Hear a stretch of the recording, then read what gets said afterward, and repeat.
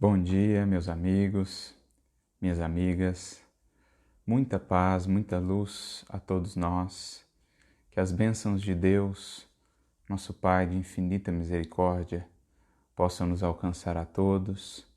Que a paz de Jesus, essa paz doce, suave, confortadora, possa nos trazer ao coração serenidade, possa abrir a nossa alma de fato para a chuva de bênçãos e de luzes que do alto jamais cessa de cair sobre a terra e sobre os corações.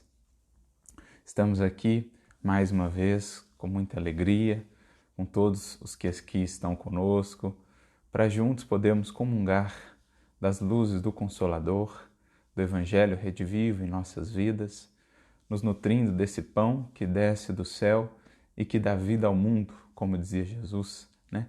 Pão que desce do céu e dá vida ao nosso mundo interior, porque reaviva as brasas da nossa espiritualidade muitas vezes adormecida, reaviva o sopro, né, da espiritualidade, da esperança, da fé em nossos corações. Então é uma alegria recebê-los todos, que esses momentos se façam para nós momentos de paz realmente, momentos de enriquecimento e de fortalecimento para a caminhada. E na reflexão de ontem sobre o ponto de vista, recordando lá o texto de Kardec e também a fala de Jesus na última ceia, em João 14, quando ele nos convida a mudar de moradias, né? Há muitas moradas na casa de meu Pai, precisamos aprender a percorrer essas moradias, sobretudo do pensamento, aonde temos projetado a nossa morada mental. Hoje nós vamos seguir mais ou menos nessa mesma linha, recorrendo a um texto do nosso querido, nosso amado Leon Denis, que vai ser para nós um exercício, digamos, prático, um exercício quase direto aí, de fazermos essa mudança de perspectiva, mudarmos o ponto de vista pelo qual temos encarado a vida, as circunstâncias, buscarmos essas moradas mais elevadas para a nossa mente, para que tenhamos então horizontes, para que consigamos enxergar mais além e nos encantarmos, né? Deixarmos-nos emocionar, deixarmos envolver pela magnificência, pela perfeição da obra de nosso Pai. Então esse é o nosso objetivo de hoje, né? Seguindo na mesma linha da reflexão de ontem acerca do ponto de vista, elevarmos-nos, buscando outros e mais elevados pontos de vista, por meio dos quais poderemos acalmar o nosso coração, poderemos nos deixar aí encantar pela beleza da obra divina. E para isso nós vamos recorrer a um capítulo que gosto muito, um dos capítulos que mais gosto de toda a obra de Leon Denis, dos vários livros, né? A gente vai tendo este ou aquele capítulo que nos marcam mais. Por exemplo, do problema do ser, do destino da dor, gosto muito do capítulo 27, em que ele vai tratar de uma maneira muito singular e muito poética de um dos temas mais desafiadores para nós espíritos em jornada, que é a dor. Então, lá no capítulo 27 do problema do ser, do destino da dor, intitulado Revelação pela Dor, Leon Denis consegue nos trazer um quadro muito belo e muito didático também, né, muito instrutivo acerca do papel, da função da dor na criação, no universo. E esse capítulo a que recorremos hoje é o capítulo 14 do livro O Grande Enigma, cujo título é Elevação. Então é quase que uma meditação guiada da parte de Leon Denis. E gostaríamos mesmo que cada um se dispusesse a fazer essa jornada, né, pelo pensamento, essa jornada que ele aqui vai nos propor, buscando essas moradas infinitas da casa do Pai, sobretudo as moradas onde vivem também a luz, a esperança, a fé, a confiança no Cristo de Deus, a certeza do amparo de nosso Pai. Então vai ser também uma espécie de leitura comentada, né? Porque selecionamos aqui trechos um pouco maiores, porque a gente fica até assim com pesar de cortar alguns trechos, porque a ideia, na verdade, é que leiam todo esse capítulo, ou também toda a obra O Grande Enigma, que é uma obra belíssima, sobretudo nesses momentos, né, de insulamento. Há algumas expressões que são muito caras a Denis, que ele recorre a elas muitas vezes. Por exemplo, ele gosta muito das expressões solidão, o silêncio e recolhimento. Ele gosta muito desse par, silêncio e recolhimento. Essa obra, O Grande Enigma, digamos que ela é uma obra de contemplação. Ele vai ter uma parte apenas dedicada a nos falar do grande enigma, dessa beleza misteriosa, né? Essa beleza que não cabe em nosso entendimento, de tão grandiosa que é. Ele vai dedicar ali alguns capítulos para falar das montanhas, dos mares, dos campos, das florestas.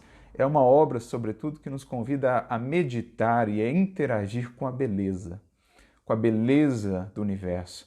O culto harmonioso do belo e do bem, como diz lá Paulo, o apóstolo, no Livro dos Espíritos, na questão 1009, quando ele diz ser esse o objetivo da criação, cultuar harmoniosamente o belo e o bem. E é isso que Leon Denis vai se propor a nos ensinar, né? Vai nos convidar a refletir a esse respeito, sobre esse culto harmonioso do belo e do bem, na busca do silêncio, do recolhimento, do estar conosco mesmo, né? do aprender essa convivência com o silêncio e todas as revelações que o silêncio traz. Essa obra, por isso mesmo, é muito bela, e especialmente esse capítulo 14. Então fica aí a sugestão para que leiam todo o capítulo. Nós selecionamos aqui alguns trechos, né, para a gente fazer essa jornada em busca dessas moradas superiores do pensamento, mas fica aí a sugestão para que leiam todo. Então vai ser uma espécie de leitura guiada e comentada para que a gente possa fazer essa jornada pelo infinito. Então, capítulo 14 do livro O Grande Enigma, Elevação. E ele começa dizendo assim: isso é comum em Leon Denis. Várias vezes ele se volta ao seu interlocutor, ao seu leitor, na primeira pessoa, ou seja, diretamente assim, você, né? Diretamente ao indivíduo, você que me lê, você que me ouve, ou seja, na terceira pessoa mais direta ali, né? Você que me ouve, você que me lê, como tem sido a sua experiência? Ele nos convida a fazer essa interação mais direta com ele, né?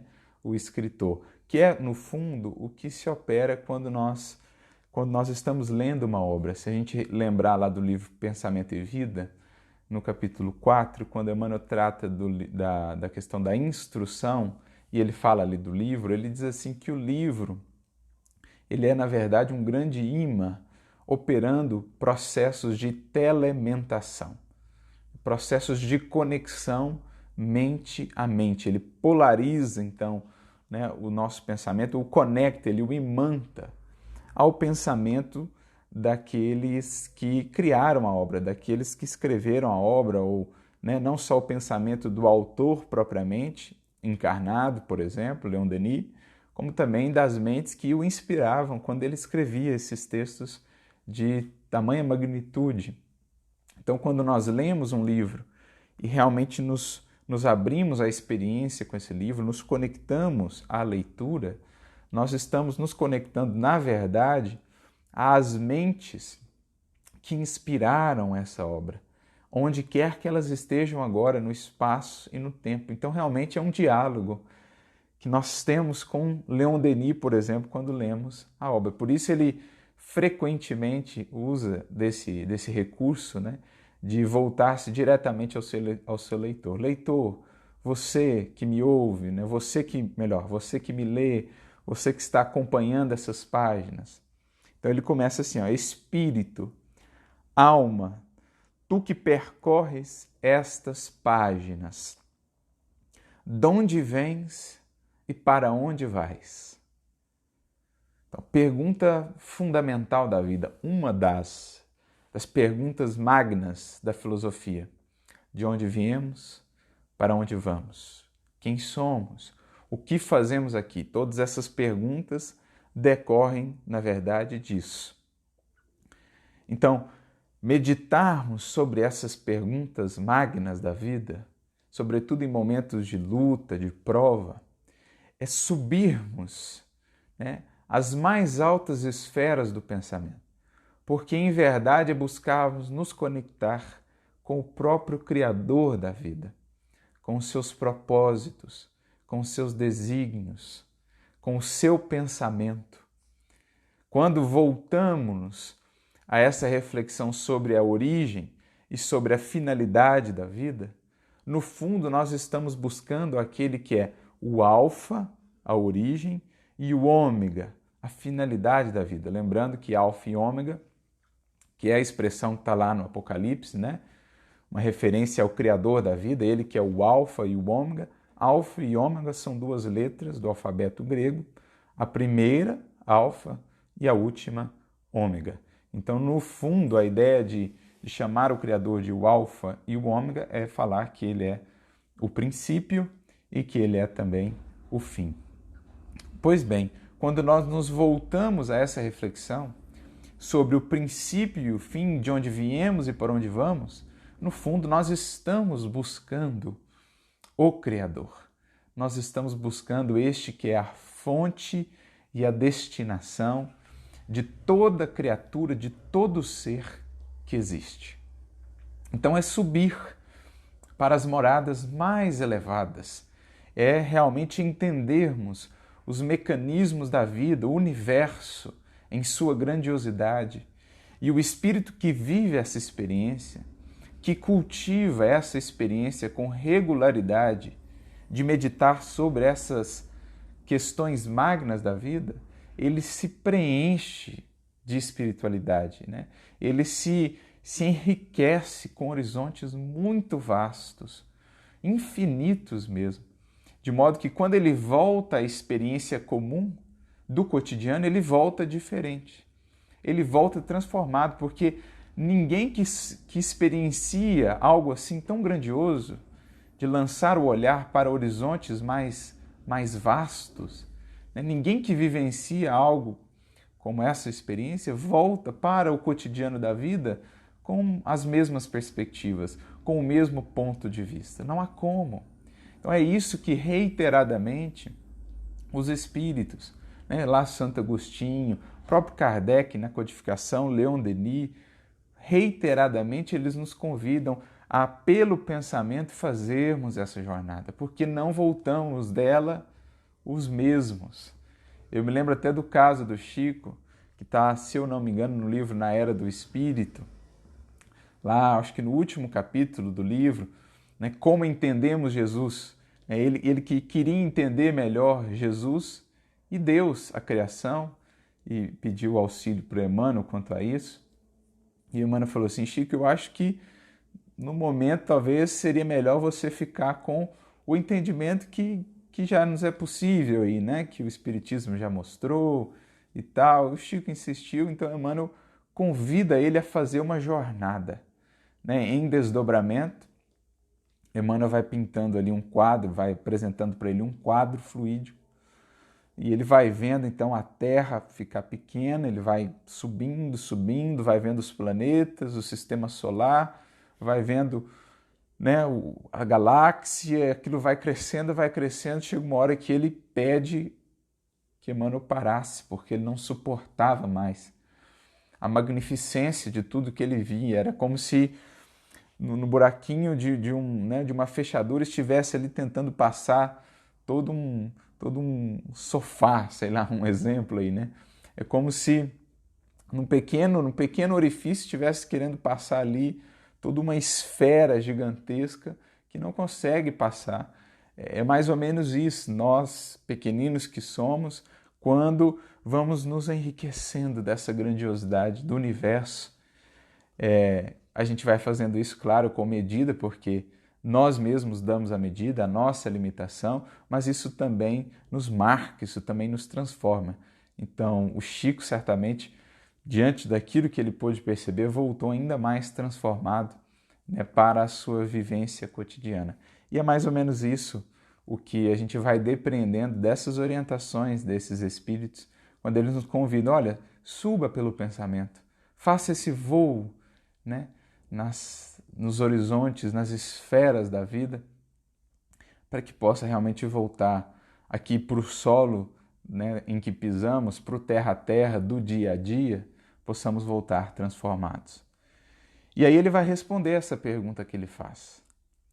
Sobes do fundo do abismo e galgas os degraus inumeráveis da escada da vida. Tu caminhas para as moradas eternas, onde a grande lei nos chama e para as quais a mão de Deus nos conduz. Vais para a luz, para a sabedoria e para a beleza. Então nós viemos lá, né, do fundo do abismo, das formas mais simples, mais rudimentares.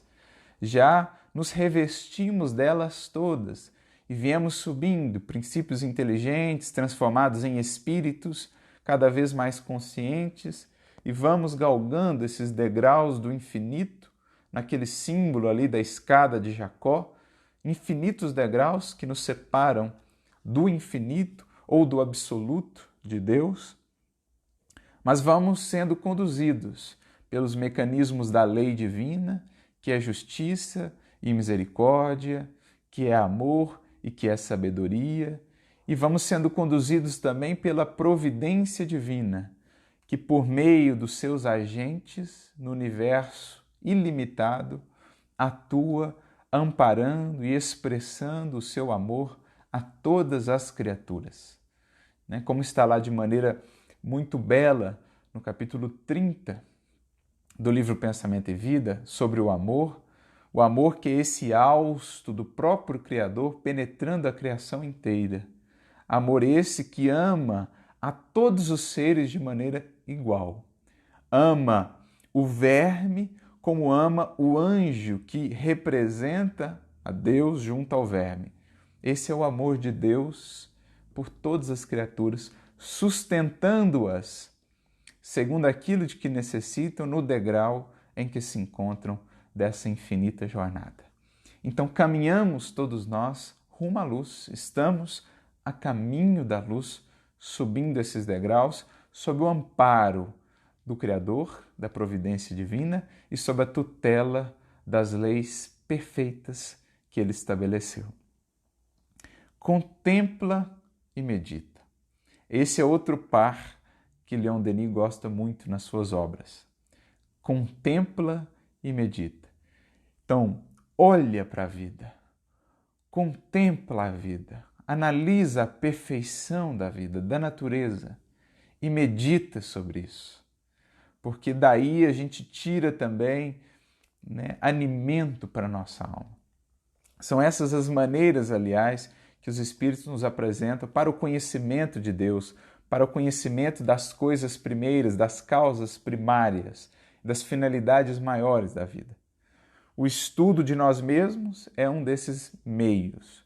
O estudo da natureza é outro desses meios, como está lá na questão 626 do Livro dos Espíritos. E o estudo da revelação é um terceiro meio.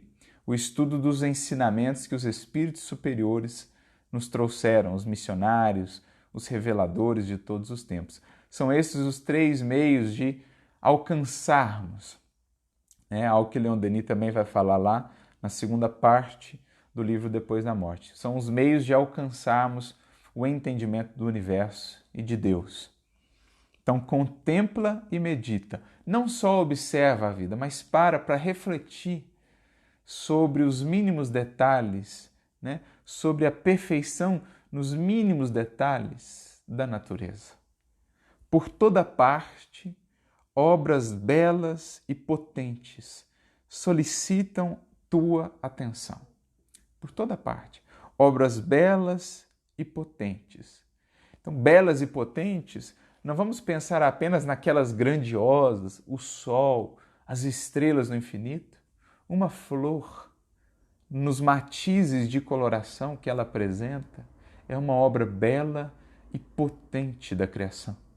No perfume que ela nos traz, Perfume esse que muitas vezes se fixa na nossa memória, nos trazendo aí as lembranças mais caras da infância, da casa da nossa avó, da casa dos nossos pais, enfim, essas obras, as mais singelas, num primeiro olhar, na verdade, são potentes naquilo que despertam em nós, em termos de emoções, em termos de inspiração, os detalhes mais sutis da criação divina.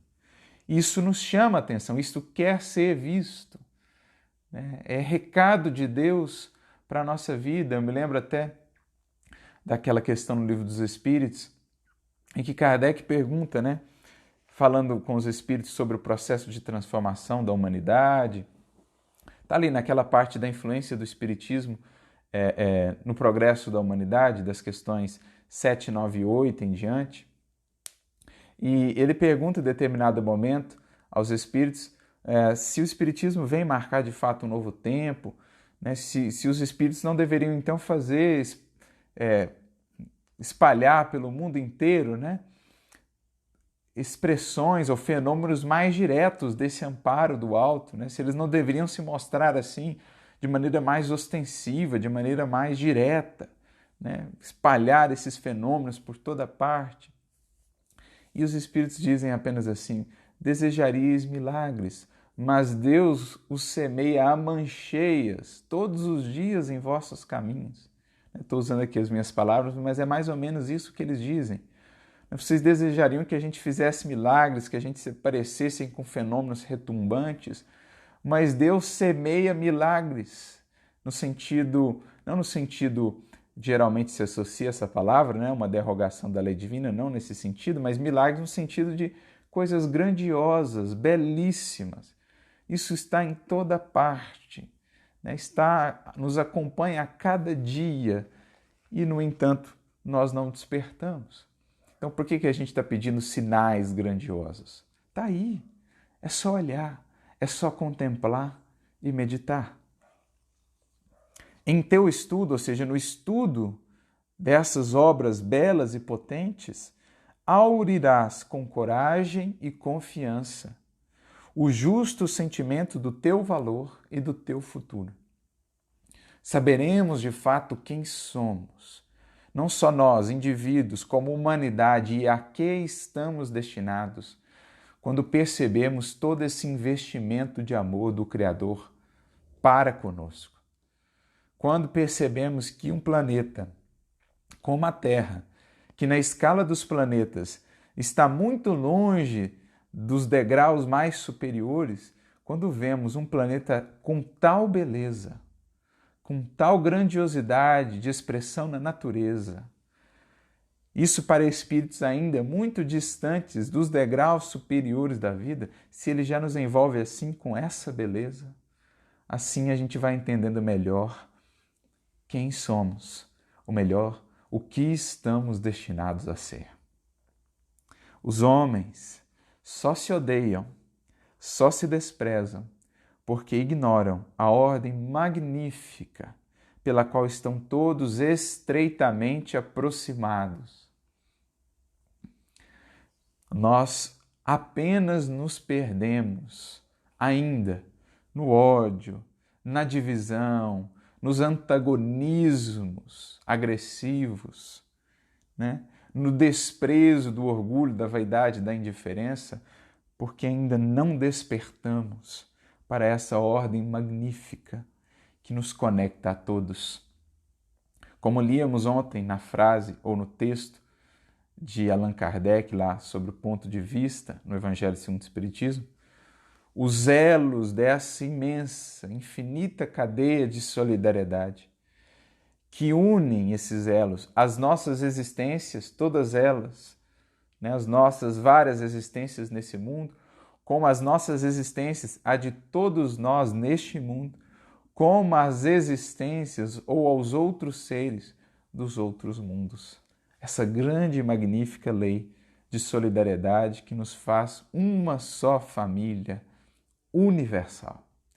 Quando olharmos para todos os outros, como olhamos para o nosso irmão consanguíneo, os nossos pais consanguíneos, os nossos filhos consanguíneos, quando nos olharmos uns aos outros com esse mesmo espírito de família, de irmandade, então estaremos entendendo de fato quem somos e o que estamos destinados a ser.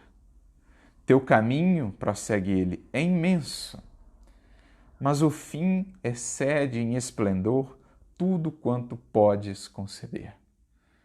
Em nenhum momento nos foi dito que seria rápido, que seria um caminho fácil, pelo contrário, é imenso e profundamente desafiador. Mas o fim, ou os fins, os marcos dessa jornada, excedem em esplendor tudo quanto podemos conceber. Paulo já dizia isso lá atrás. Ele dizia assim: olho nenhum viu, ouvido nenhum ouviu e mente nenhuma imaginou o que Deus tem preparado àqueles que o amam. Nós não temos ideia das belezas que nos esperam, das grandezas, das magnificências, se tivermos a coragem e a vontade de subir. Se aplicando aí, aquilo que o Cristo nos legou, tomando o caminho que Ele nos deixou, com humildade, com coragem, com perseverança e, sobretudo, com amor, se ousarmos subir, nós veremos horizontes tão encantadores que as lutas, que as dores aqui do mundo, da terra, da experiência transitória, não parecerão senão simples arranhões diante de tudo o que nos está reservado ao bom combatente que combateu o combate em si mesmo e que vence. Os louros, não os louros perecíveis do mundo, mas os louros do Espírito que se vence a si mesmo, esses louros excedem infinitamente todas as lutas, todas as provas que nos levaram até lá. Agora, pareces bem pequeno no meio do colossal universo, mas tu és grande pelo pensamento, grande por teus destinos imortais. Então é preciso resgatemos, a partir desse estudo e dessa contemplação, essa potência adormecida em nós. Reconheçamos a grandeza do que podemos ser pelo pensamento, pelos destinos a que estamos todos votados e que investamos no desabrochar dessas potências, no expressar dessas potências, que naturalmente repercutirá esse despertar em outros corações, em outras consciências que se têm prendido na estreiteza, nos limites muito mesquinhos da vida física, da experiência puramente material. É preciso aprofundemos-nos em nós e despertemos o eu sou de que Jesus nos fala tanto no Evangelho de João. Inclusive, em breve lançaremos aí um estudo aqui dos estudos presenciais do NEP Paulo de Tarso sobre a expressão eu sou, o eu divino, o eu crístico que está em nós, na forma de semente, de potência, ou melhor, de potencial a ser convertido em potência. É isso que Leon Denis nos convida, Pela contemplação do mundo exterior, encaminharmos também para a contemplação no mundo interior e nos extasiarmos, alcançarmos essas moradas divinas de luz, de esperança àqueles que pelo pensamento, pelas asas do pensamento, conseguem subir. Trabalha, ama e ora, diz ele. Então, trabalho, realização, movimento das potências da alma, juntamente com o amor que sublima o trabalho, que dá o sentido ao trabalho, o trabalho para o amor, o trabalho que visa o amor à vida, o amor a Deus, o amor ao próximo. Esse é o trabalho que de fato eleva, ele deixa de ser simplesmente ação e passa a ser adoração a Deus e, portanto, sublimação, elevação, e ora, ou seja, a oração que vem nos fortalecer, nos dar energia para seguirmos trabalhando em vista ou tendo em vista o amor. Olha que trio que Leon Denis nos apresenta: trabalho, amor e oração. Cultiva a tua inteligência e o teu coração. Progresso intelectual, ampliando horizontes, o progresso na horizontalidade e o progresso vertical, simbolizando elevação. A verticalidade da vida, que é sentimento, coração. Esse, no fundo, é o símbolo da cruz do Cristo. Uma haste vertical e uma haste horizontal, como símbolo de elevação, a seta que aponta para o alto, para os céus, né? Cuida do teu coração e cuida do teu intelecto, do teu progresso intelectual. Amai-vos e instruí-vos, que é o que nós aprendemos com o Espírito de verdade. Desenvolve tua consciência, torna-a mais vasta, mais sensível. Então isso é bonito, é como se a nossa consciência ela fosse uma harpa. A gente precisa tornar, né, as cordas dessa harpa mais sensíveis ao sopro do Criador, né? A essa voz, a esse sopro divino que perpassa todo o universo, compelindo todos os seres ao amor, à compaixão, à sabedoria. A gente vê muito isso nas parábolas que Jesus nos conta, né? A expressão recorrente no Evangelho foi movido de íntima compaixão. Então há uma força oculta no universo, uma força silenciosa que quer nos mover à íntima compaixão. Uma força que quer tanger as cordas dessa nossa harpa, da nossa consciência. Mas para isso elas precisam estar sensíveis. Elas precisam ser sensibilizadas. E como nós fazemos isso? Desenvolvendo a consciência, contemplação, meditação, oração, o pensar no bem, o pensar nas coisas de cima, como nós trabalhamos ontem na palestra sobre o Guardemos Saúde Mental, a orientação de Paulo aos Colossenses, pensar nas coisas que são do alto. Tudo isso vai afinando essa nossa harpa para que ela se faça de fato, né, o instrumento por meio do qual a Boa Nova, os cânticos da Boa Nova possam ser entoados para o universo, para a vida e para os corações.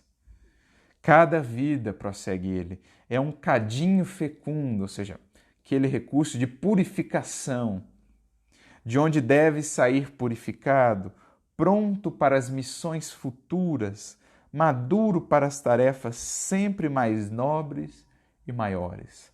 Então, cada vinda à matéria deve ser por nós entendida, seja o tempo que for que ela dure, mas deve ser por nós entendida como mais um degrau a ser subido, a ser galgado nessa infinita jornada, para que saiamos de cada experiência também na matéria, quando bem aproveitada, quando bem vivida, diria mesmo, quando bem sofrida até, porque passar pela experiência material é lidar com dores, é lidar com reveses e é aprender também a bem sofrê-los, a sofrer sem revolta, a acolher os frutos que a dor pode nos trazer. Fazendo uma referência àquele capítulo que mencionei no início, o capítulo 27 do livro Problema do Ser, do Destino e da Dor, quando ele trata lá da revelação pela dor, e ele tem um trecho muito bonito nesse capítulo que ele diz assim: não te digo busque a dor, mas quando ela cruzar os teus caminhos, acolha-a como uma amiga. Aprenda aí a ouvir a sua voz austera, a acolher, né, a recolher as suas lições ocultas. Então, Leon Denis vai nos ensinar aí a esse bem sofrer, não no sentido de buscar o sofrimento e de ali nos mantermos muitas vezes em processos de culpa, em processos de depreciação de nós mesmos. Não é essa nem nunca foi a ideia, mas reconhecer que o sofrimento, a dor faz parte da vida. sobretudo no estágio em que estamos, e quando ela nos visitar, acolhê-la como uma amiga, como uma mestra, que vem nos cinzelar, que vem nos lapidar, que vem nos transformar. Essa é a ideia, para que saiamos então do mundo, da experiência transitória, mais maduros, mais preparados para tarefas, como ele diz aqui, mais nobres e maiores. Mais aperfeiçoados para sermos instrumentos mais adequados ao Senhor da vida, no auxílio aos nossos irmãos. Essa é a ideia. Assim, de esfera em esfera, de círculo em círculo, prosseguirás em tua carreira, adquirindo forças e qualidades novas, unido aos seres que amaste, que vivem e reviverão contigo. Uma das mais belas expressões de consolação da doutrina espírita. Esqueça daqui para todo sempre a ideia de separação. Não há separação para aqueles que se amam. Não existe distância para o amor, para os vínculos de afeto. Corpos vêm e vão, passam como o pó do mundo, mas os laços de afeto são eternos. Vivemos já muitas vezes juntos, aqui na matéria, além no espaço, como viveremos outras e infinitas vezes.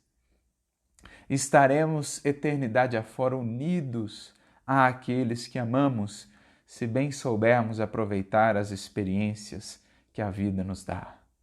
Esqueçamos de uma vez por todas as palavras distância, separação ou mesmo morte no sentido em que muitas vezes a entendemos. Pensemos em vida, em conexão, em pensamento, pensemos em laços, pensemos na força do amor que nos une a todos. Vivemos e viveremos juntos àqueles que amamos, se soubermos bem nos conduzir pelas leis divinas, pelas leis do bem, pelas leis do amor. Evolverás, ou seja, evoluirás, subirás em comum na espiral das existências, no seio de maravilhas insuspeitadas, porque o universo e assim tudo se desenvolve pelo trabalho e expande suas metamorfoses vivas, oferecendo gozos, satisfações sempre crescentes, sempre renovadas às inspirações, aos puros desejos do Espírito. É mais ou menos assim como Paulo trabalha muito, nas suas cartas, a medida da graça divina, da grandeza divina, ela é infinita em si mesma. O que define essa medida? A nossa capacidade de percepção. Então ele diz assim, a medida da graça, o dom da graça é dado a cada um segundo a sua medida. O que ele quer dizer com isso? Ele quer dizer o seguinte, o amor, a grandeza da obra divina, a beleza, a perfeição, a justiça, a misericórdia, tudo que vem de Deus é infinito. O que define a medida do quanto podemos perceber é o quanto nós já alargamos a nossa alma, o nosso coração e a nossa mente para fazer caber isso. Então, Deus dá o Espírito sem medida, diz-nos o Evangelho. Deus não dá o seu Espírito por medida, Ele dá sempre infinito, abundância infinita. A medida quem dá somos nós. O quanto cabe da grandiosidade divina em mim, o quanto eu consigo receber dessa infinitude do universo. Qual o tamanho do meu recipiente para acolher do oceano infinito das graças de Deus, das belezas e perfeições da criação. Esse é o processo de evolução. É o espírito que se expande, é o espírito que se alarga para acolher cada vez mais a infinitude de Deus. Que por mais que tenhamos avançado, é ainda infinitamente maior naquilo que é e naquilo que pode nos dar. Isso é evolução. é ampliação de percepção. Porque tudo isso que Deus nos dá já está nos envolvendo aqui e agora. A presença divina, o seu infinito amor, a sua infinita misericórdia. O que é evoluir? É depurarmos para conseguirmos sentir, perceber tudo isso que nos envolve. Lembramos lá do ensaio sobre as percepções, né, dos espíritos, que Kardec faz no Livro dos Espíritos, que é uma questão belíssima, questão 257, se não me engano, de O Livro dos Espíritos. O ensaio que ele faz, um ensaio teórico sobre como, quando o espírito vai se depurando, vai subindo esses degraus, ele vai ampliando essa sua possibilidade de perceber o que sempre o esteve envolvendo, mas que antes ele não percebia. Por isso que o céu não é um lugar. Por isso que o céu é o estado do espírito que consegue, então, onde estiver, comungar com a glória do Criador e da criação. E aí ele vem dizendo, né, continua falando, nas horas de hesitação, volta-te para a natureza. É a grande inspiradora, o templo augusto, em que, sob os véus misteriosos, o Deus escolhido fala ao coração do prudente, ao espírito do pensador. Observa o firmamento profundo. Os astros que o povoam são os estádios de tua longa peregrinação, as estações da grande via a que teu destino te conduz.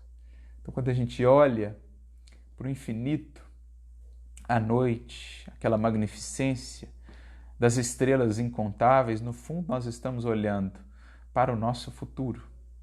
Estamos olhando para o passado, porque a luz dessas estrelas que nos chega demorou milhões de anos para chegar até nós. Então, quando elas saíram de lá, quando essa luz saiu dessas estrelas, era milhões de anos atrás e agora está chegando em nós.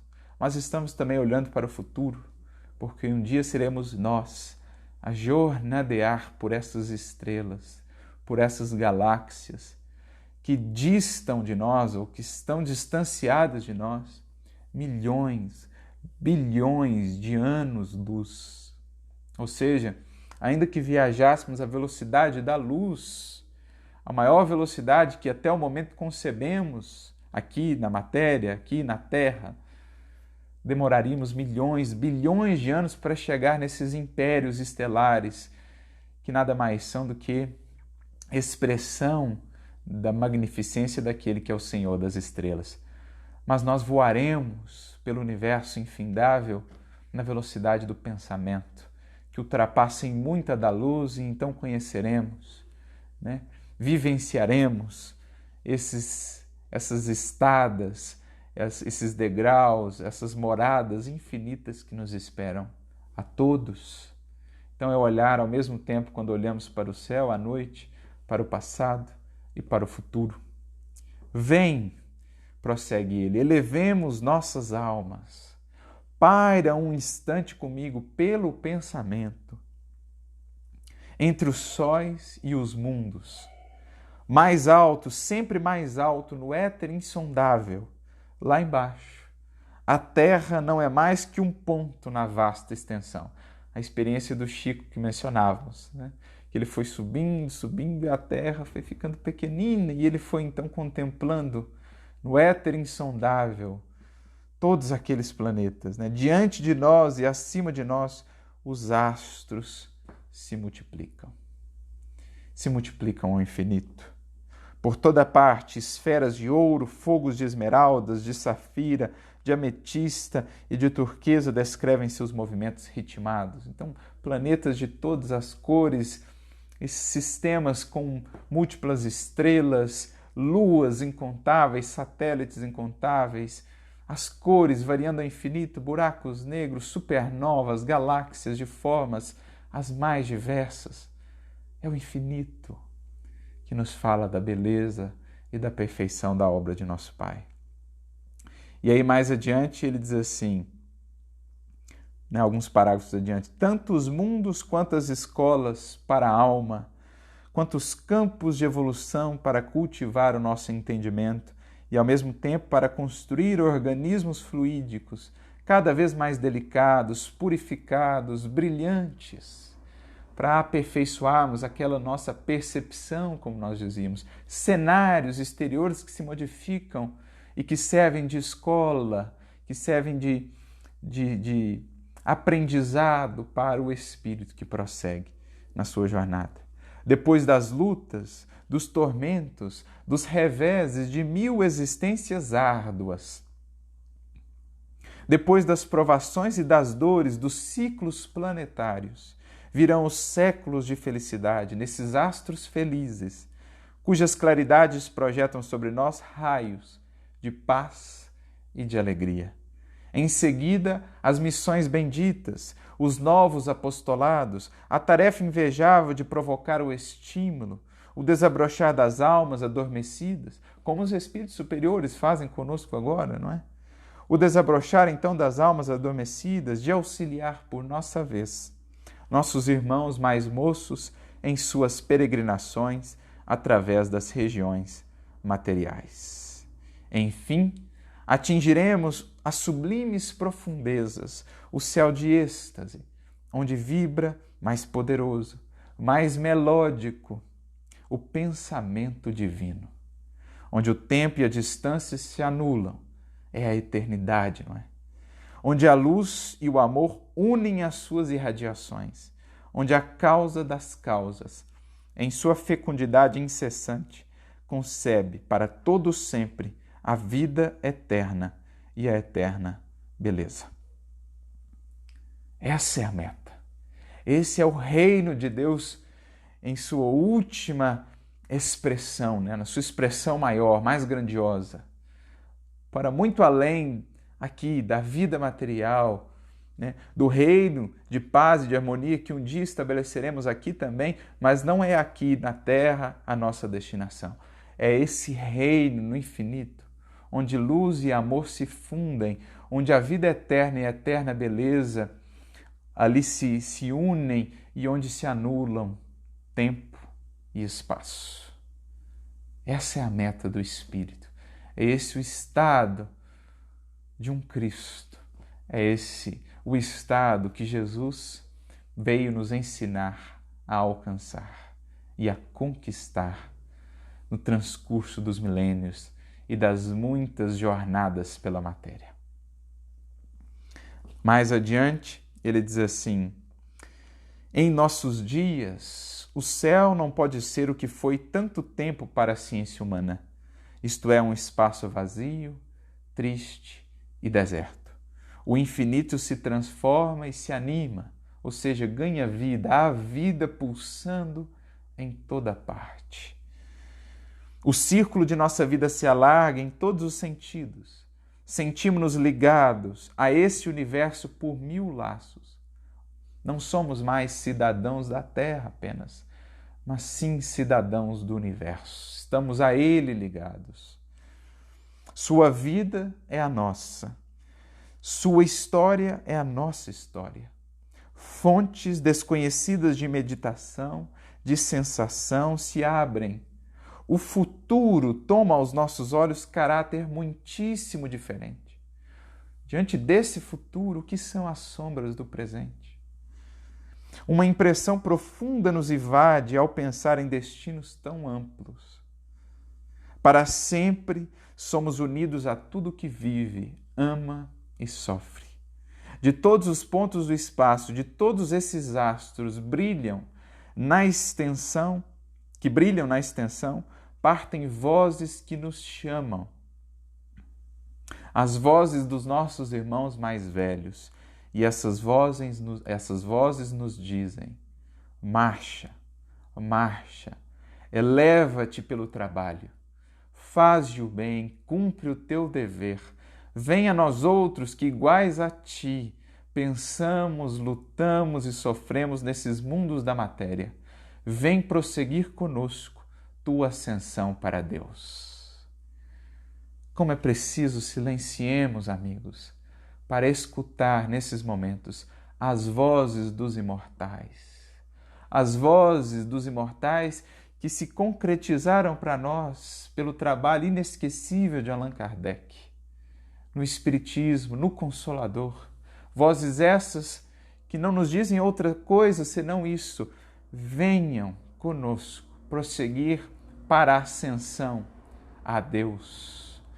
Vençam toda sombra, toda luta e toda dor, mas não se esqueçam de seguir, de subir, como diria Leon Denis, o seu lema mesmo, sempre ascendem, sempre para o mais alto, sempre adiante.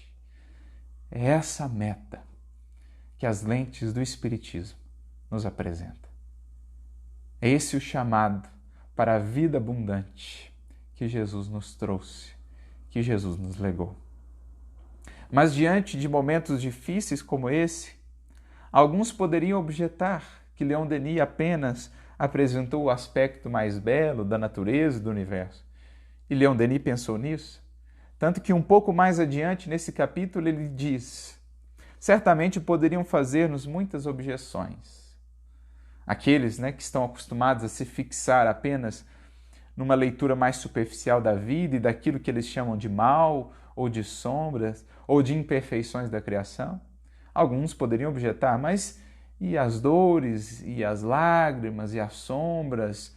Por que só fixar-se nesse aspecto tão belo? E o mal no mundo? Como conciliar isso com a grandeza de Deus? Por exemplo, Leon Denis, dizerem-nos: fazeis sobressair os encantos da natureza, mas não nos mostrais a sua fealdade. Ela não tem somente sorrisos e carícias, possui também revoltas, cóleras e furores. Então, as epidemias, os terremotos, os furacões. Não falais dos monstros, nem dos flagelos que se lhe deparam. Que utilidade achais na existência dos animais ferozes, dos répteis, das plantas venenosas? Por que as convulsões do solo, as catástrofes, as epidemias, todos os males que geram sofrimento humano? Então, diante desse quadro de magnificência de tamanha beleza, alguém poderia fazer essa objeção. Leon Denis pensa nisso e nos traz, com a sua beleza poética, poeta em prosa que era e que é, onde estiver, nos traz um outro lado ainda desse quadro da magnificência divina, que nos mostra, mesmo naquilo que tomamos por sombra, por males, por equívocos da criação e da natureza, por imperfeições, está ali também um aspecto importante da criação que visa realçar ainda mais a beleza do todo, a beleza do conjunto. E ele diz assim: ser-nos-á fácil responder. O belo, diremos, necessita dos contrastes. Todos os artistas, pensadores, escritores de valor o sabem. Pega os quadros mais famosos do mundo e vejamos se a beleza que deles transparece não está ali justamente da conjugação de contrastes, a luz e a sombra, aquilo que é mais colorido como aquilo que não é tão colorido. É justamente dessa composição que a beleza se faz ainda mais encantadora e comovente. E assim também no universo. O grande, o maior de todos os artistas, sabia da necessidade dessa composição de conjunto. E quando verificamos que no conjunto dos mundos a Terra ocupa um lugar inferior, é, antes de tudo, para os espíritos moços, ou seja, ainda jovens, espíritos ainda mais próximos do início do que das finalidades da caminhada, uma escola, uma pousada de lutas, de provação e às vezes de reparação, como admirarmos de que não seja dotada de todas as vantagens que possuem os mundos superiores. Então, nos mundos superiores, esses contrastes já se diluíram. Mas no mundo como o da Terra, esses contrastes ainda se fazem presentes e necessários.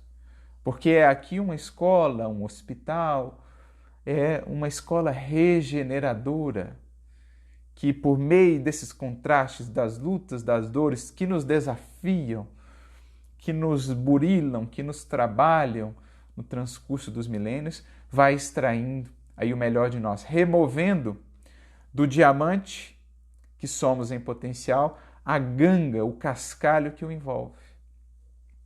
que vai removendo do mármore, da estátua de mármore, da obra divina, que seremos ali o material bruto, o entorno a ser removido para que ela seja a obra, enfim, que se espera.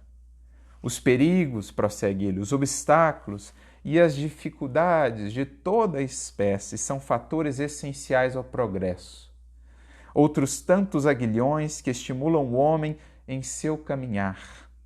Outras tantas causas que o constrangem a observar, a adquirir engenho, a tornar-se previdente, comedido em seus atos. Ora, o que é a história do progresso das civilizações e da humanidade, senão a história da criatura humana lutando contra as injunções do meio, né? Contra as dificuldades que a vida e as circunstâncias lhe impunham, buscando preservar aí o corpo, né? A vida material num primeiro momento, mas com isso desenvolvendo o espírito, a inteligência, o progresso intelectual, passando depois ao progresso moral, como está lá na questão 780 de O Livro dos Espíritos.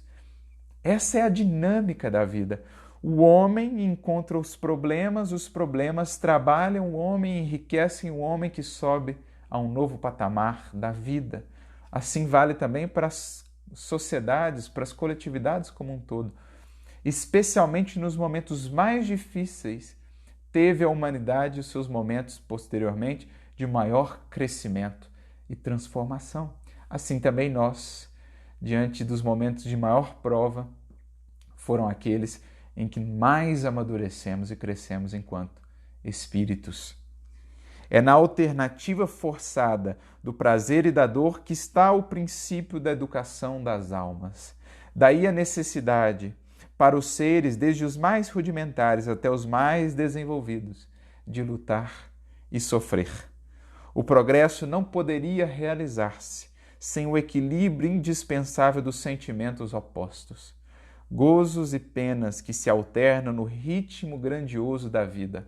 É como a nossa própria respiração, né? Inspirar e expirar, momentos de contração na dor, momentos de expansão na calmaria.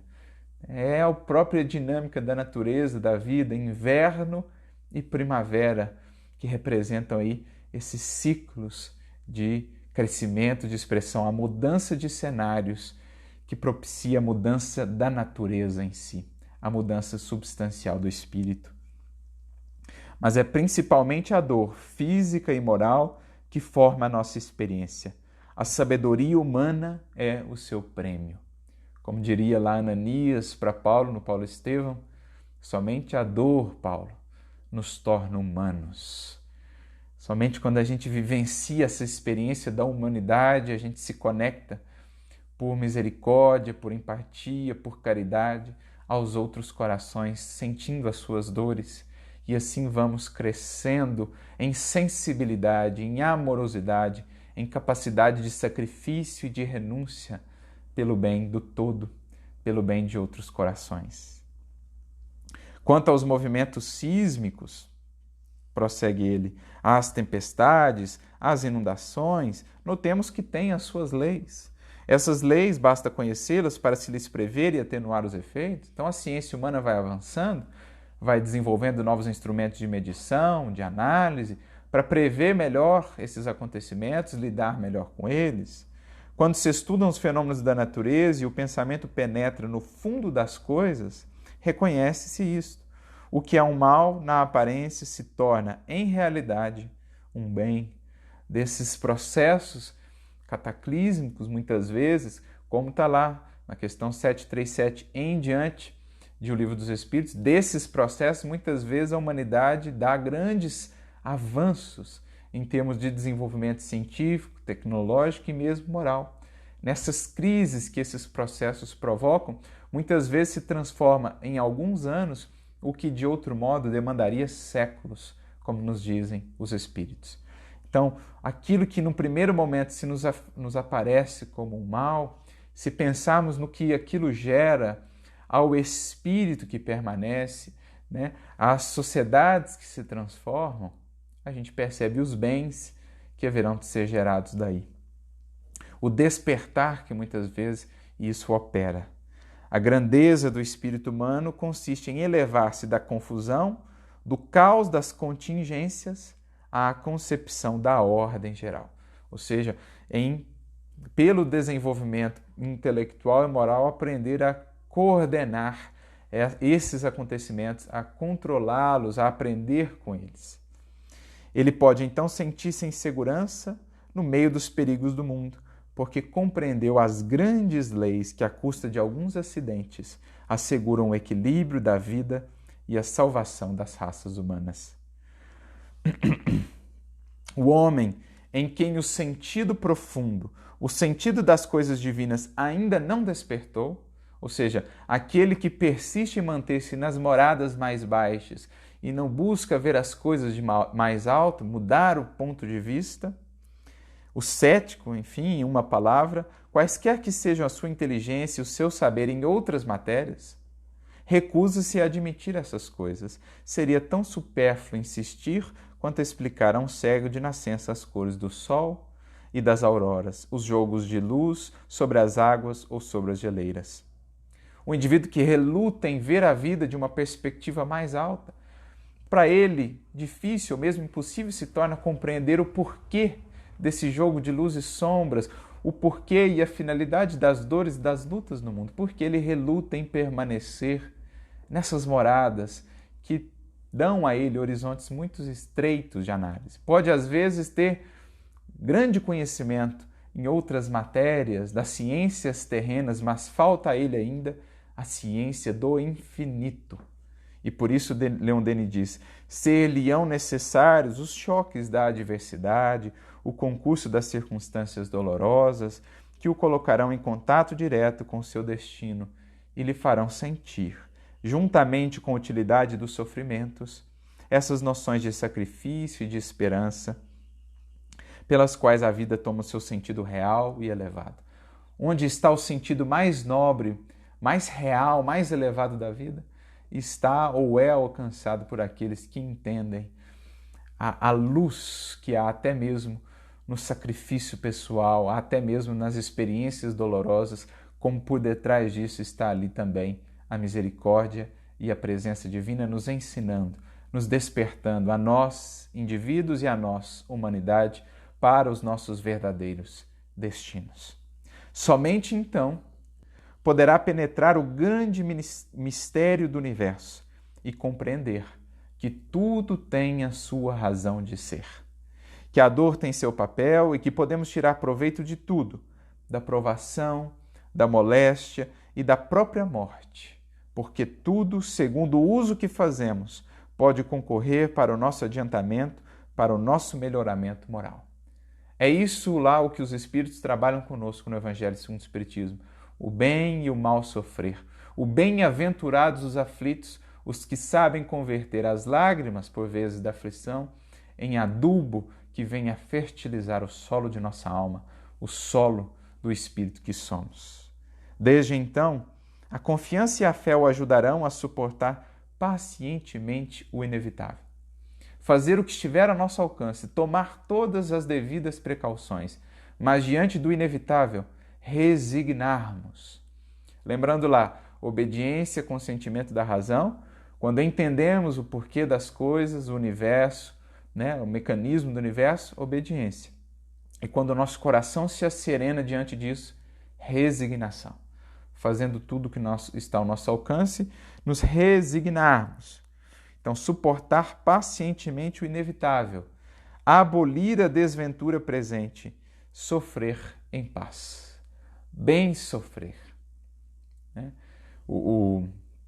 Até tem um querido amigo, Simão Pedro, que ele gosta de dizer, numa leitura bem mineira aí, dessa lição do bem sofrer, ele diz que muitos acusam os espíritas, ou os cristãos de um modo geral, a gostarem de sofrer, mas não é essa a ideia, gostar de sofrer, mas quando sofrer, sofrer com gosto, no sentido de sofrer em paz, como diz aqui Denis, aproveitando, colhendo o que a dor pode nos trazer, acolhendo-a como amiga e como mestra benfeitora.